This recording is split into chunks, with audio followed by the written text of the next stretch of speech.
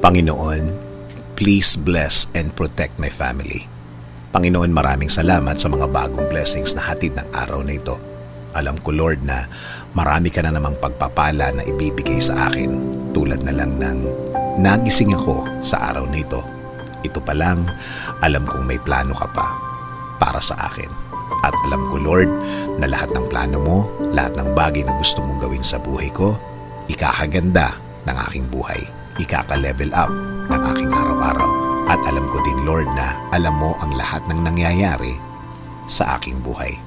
Alam ko din na bahagi ng blessings mo sa akin ay ang pag-aalaga mo sa akin. Na gawin akong safe saan man ako magpunta at saan man ako andun. Ginagawa mong safe ang lugar na yon. At alam ko, Lord, na since ikaw ang nangunguna ng aking buhay, alam kong patuloy mo akong i-guide sa mga darating na